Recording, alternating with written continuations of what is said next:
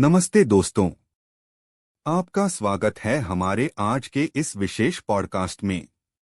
आज हम एक ऐसी किताब और एक ऐसे विचार पर चर्चा करने जा रहे हैं जो वियतनाम में एक सांस्कृतिक घटना बन गया है और जिसका संदेश आज की दुनिया में हर किसी के लिए, चाहे वो किसी भी देश का हो, बेहद प्रासंगिक है।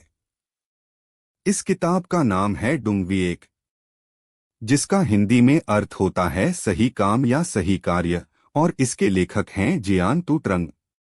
दोस्तों, क्या आपने कभी रुककर सोचा है कि हम जो काम कर रहे हैं या जिस तरह से हम अपना जीवन जी रहे हैं, क्या वह वास्तव में सही है? नहीं, मैं केवल कानूनी तौर पर सही या गलत की बात नहीं कर रहा हूं। मैं बात कर रहा हूं उन बुनियादी मूल्यों की जो हमें इंसान बनाते हैं।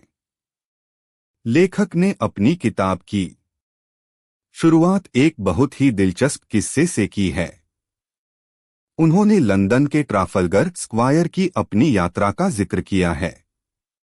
वहां एडमिरल नेल्सन की मूर्ति के नीचे एक वाक्य लिखा था, इंग्लैंड उम्मीद करता है कि हर आदमी अपना कर्तव्य निभाएगा।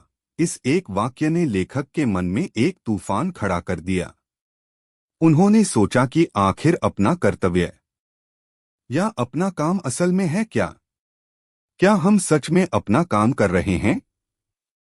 और क्या हम उसे सही तरीके से कर रहे हैं? आज हम इसी सवाल की गहराई में जाएंगे। यह किताब मुख्य रूप से 3 बड़े स्तंभों पर टिकी है: इंसान होना, नागरिक होना और काम करना। चलिए सबसे पहले और सबसे महत्वपूर्ण सवाल से शुरू करते हैं, इंसान होने का क्या मतलब है? दोस्तों, यह सवाल सुनने में जितना सरल लगता है, इसका उत्तर उतना ही जटिल है। लेखक हमें एक बहुत ही प्यारी कहानी सुनाते हैं।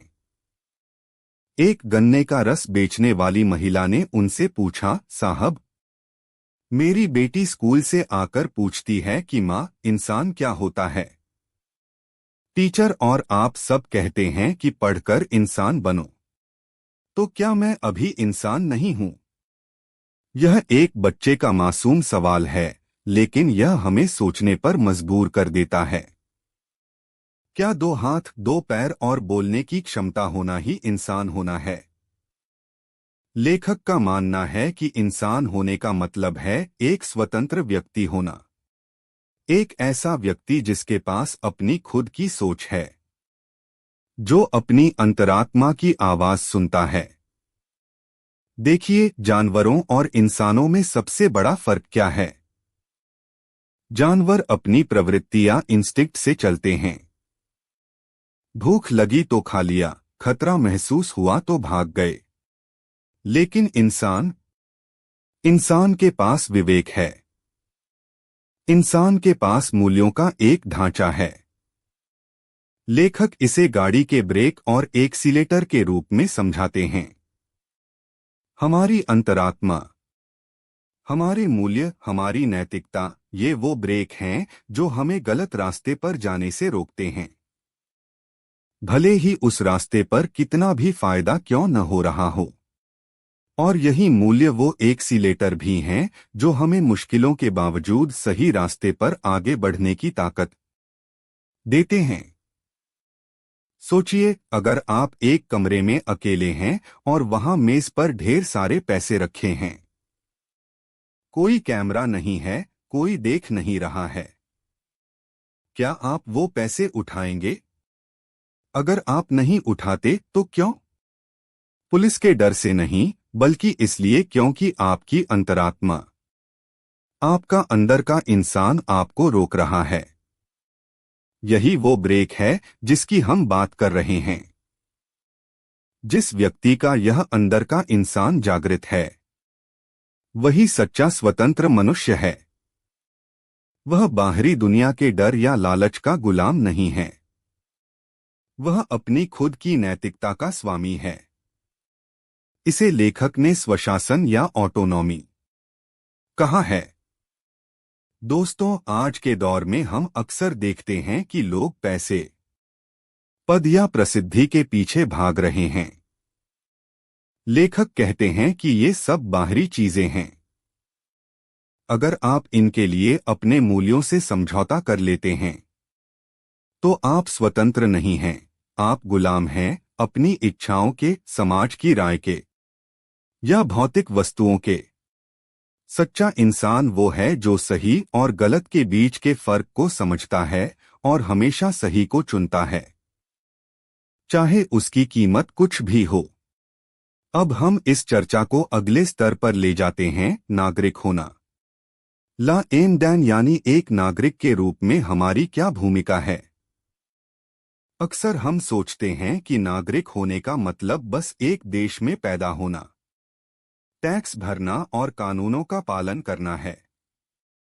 लेकिन जियान तू ट्रंग इससे कहीं आगे की बात करते हैं। वे कहते हैं कि नागरिक होने का मतलब है मालिक होना। जी हाँ, एक लोकतांत्रिक देश में नागरिक ही देश का असली मालिक होता है। लेकिन क्या हम वास्तव में एक मालिक की तरह व्यवहार करते हैं, या हम एक प्रजा या गुलाम की तरह रहते हैं जो बस ऊपर से आने वाले आदेशों का इंतजार करती है। लेखक ने यहाँ गुलाम नागरिक, प्रजा नागरिक और जिम्मेदार नागरिक के बीच बहुत ही स्पष्ट अंतर बताया है। एक गुलाम नागरिक वो है जिसे अपने अधिकारों और कर्तव्यों का कोई ज्ञान नहीं है, जो डर में जीता है।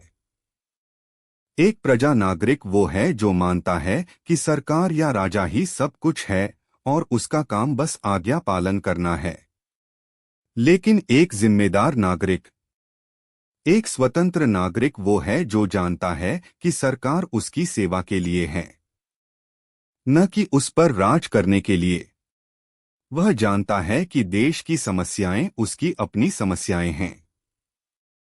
दोस्तों, हम अक्सर शिकायत करते हैं, सड़कें खराब हैं, भ्रष्टाचार है, शिक्षा व्यवस्था ठीक नहीं है। हम कहते हैं सरकार कुछ करती क्यों नहीं।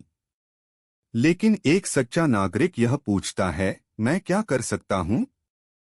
लेखक ने यहाँ नेल्सन मंडेला और मार्टिन लूथर किंग जूनियर जैसे महान लोगों का उदाहरण दिया है, जिन्होंने एक नागरिक के रूप में अपनी जिम्मेदारी को समझा और दुनिया को बदल दिया।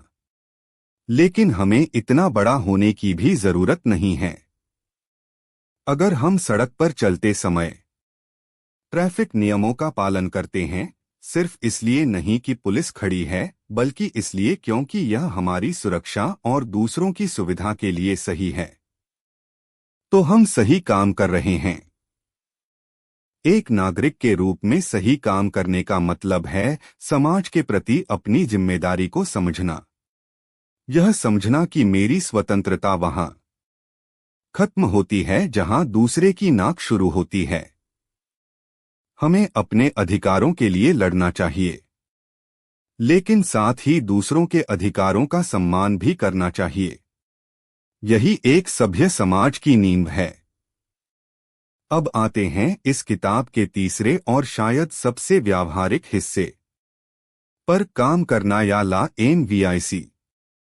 हम अपनी जिंदगी का एक बहुत बड़ा हिस्सा काम करते हुए बिताते हैं।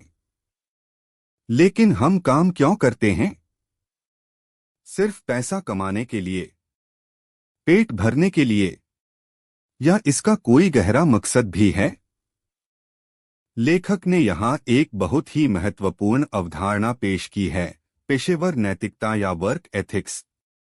वे पूछते हैं, क्या आप एक डॉक्टर हैं या सिर्फ एक ऐसे व्यक्ति हैं जिसने मेडिकल की डिग्री ली है? क्या आप एक शिक्षक हैं या सिर्फ एक पढ़ाने वाले मजदूर हैं? क्या आप एक उद्यमी हैं या सिर्फ एक मुनाफाखोर हैं?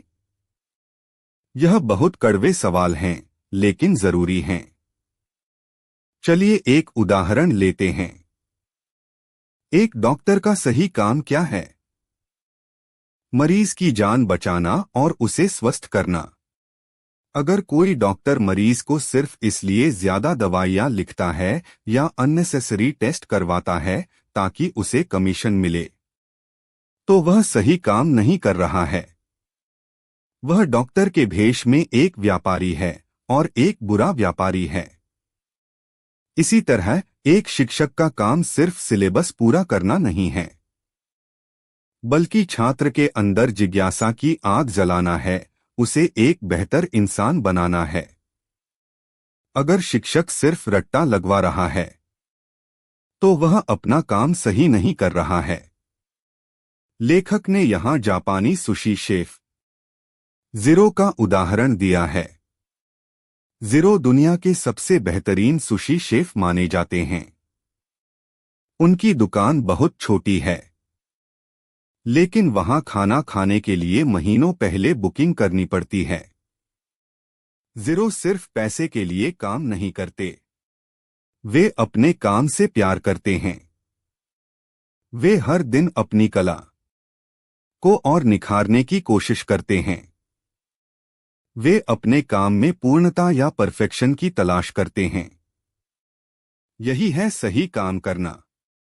जब आप अपने काम को पूजा मान लेते हैं, जब आप उसमें अपना दिल और आत्मा लगा देते हैं, तो सफलता और पैसा अपने आप पीछे पीछे आता है। लेकिन अगर आप सिर्फ पैसे के पीछे भागेंगे और अपने काम की गुणवत्ता से समझौता करेंगे तो शायद आप अमीर बन जाएं, लेकिन आप कभी भी एक सच्चे पेशेवर नहीं बन पाएंगे और न ही आपको वो आंतरिक संतुष्टि मिलेगी। लेखक ने यहाँ एक बहुत ही दिलचस्प वर्गीकरण किया है। वे कहते हैं कि समाज में अलग अलग तरह के लोग होते हैं, बुद्धिजीवी, व्यापारी, कलाकार आदि। लेकिन अक्सर हम देखते हैं कि बुद्धिजीवी होने का दावा करने वाला व्यक्ति वास्तव में बौद्धिक गुलाम होता है, जो सत्ता या पैसे के लिए अपनी कलम बेच देता है। एक व्यापारी वास्तव में एक ठग हो सकता है जो खराब माल बेचकर लोगों को धोखा देता है।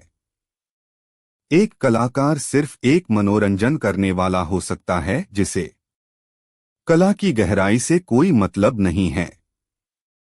सही काम करने का मतलब है अपने पेशे के मूल धर्म को पहचानना।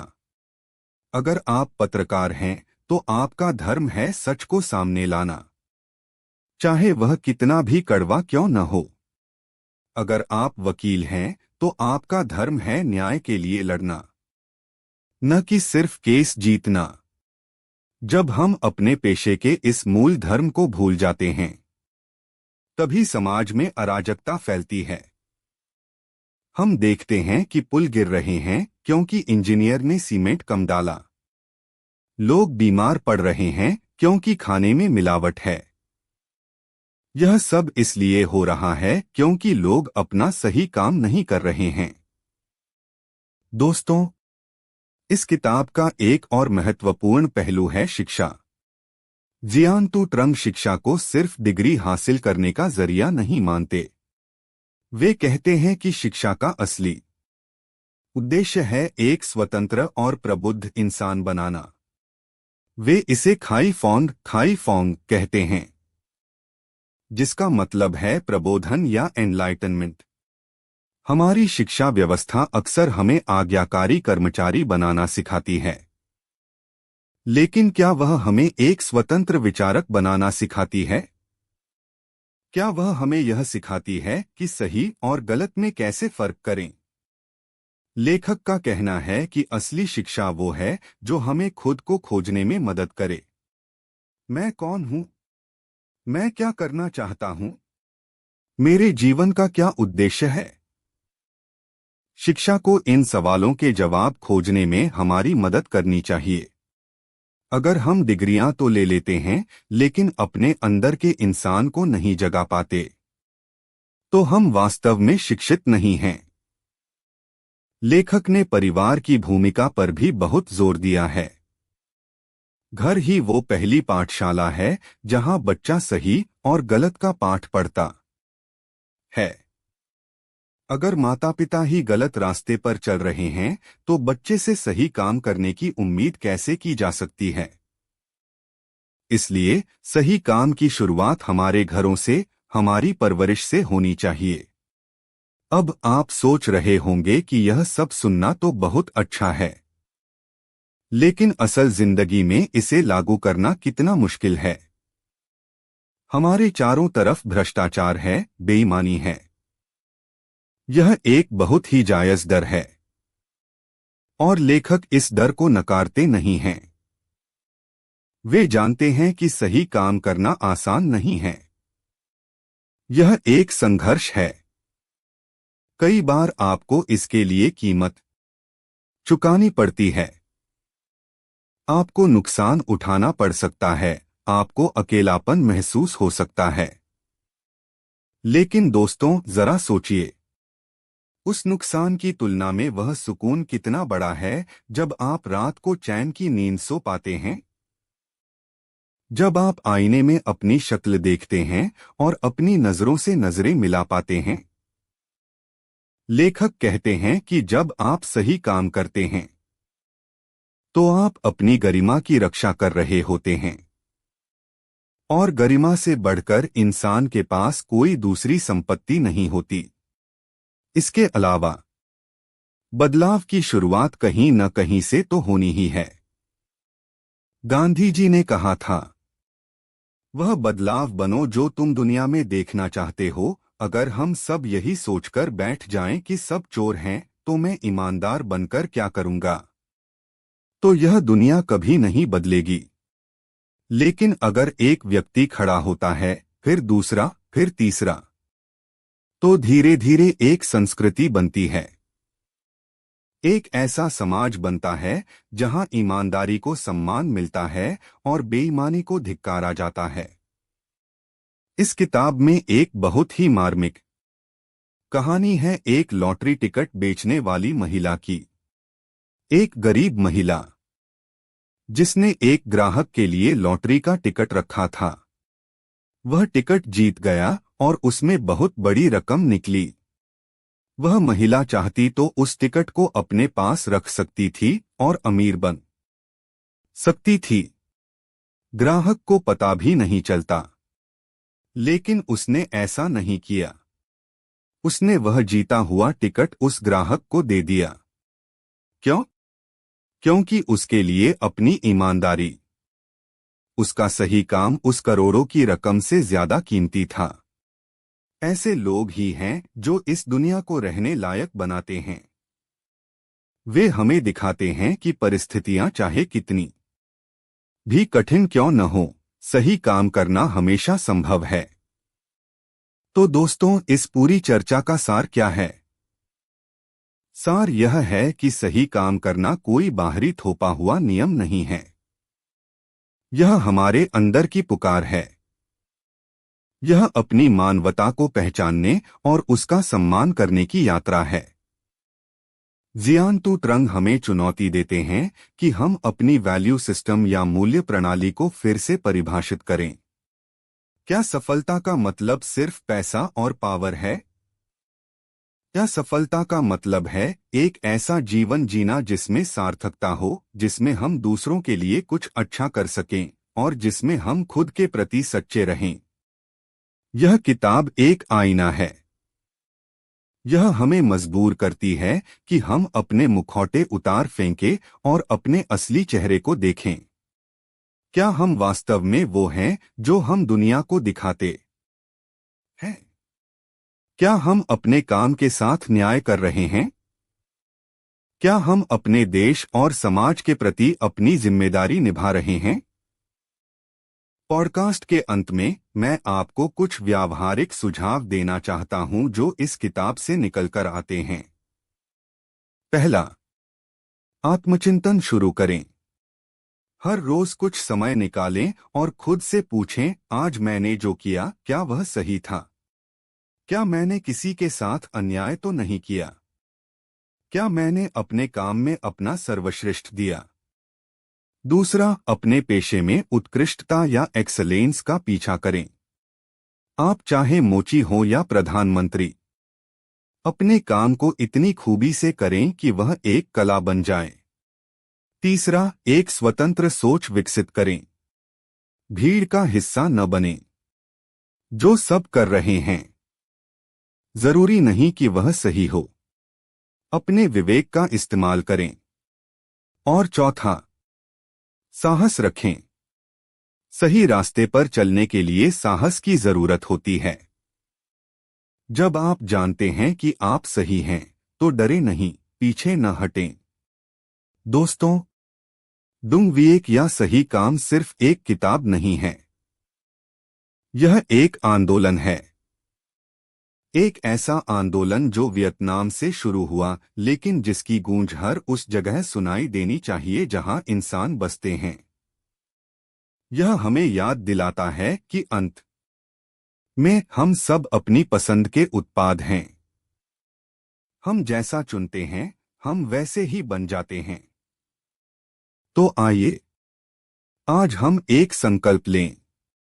संकल्प लें कि हम एक बेहतर इंसान बनने की कोशिश करेंगे। हम एक जागरूक नागरिक बनेंगे। और हम अपने काम को पूरी ईमानदारी और लगन से करेंगे। क्योंकि जब हर व्यक्ति अपना सही काम करेगा, तभी हमारा समाज, हमारा देश और यह पूरी दुनिया सही दिशा में आगे बढ़ेगी। उम्मीद है कि जियान तू ट्रंग के ये विचार आपके दिल को भी वैसे ही छुएंगे जैसे उन्होंने लाखों पाठकों के दिलों को छुआ है। यह सफर आसान नहीं होगा, लेकिन यह एक ऐसा सफर है जो तय करने लायक है। खुद को खोजने का सफर, सच को जीने का सफर। तो चलिए आज से ही, अभी से ही अपने हिस्से का सही काम शुरू करते हैं। सुनने के लिए बहुत बहुत धन्यवाद। अपना ख्याल रखिएगा और हमेशा सही राह पर चलते रहिएगा। नमस्ते।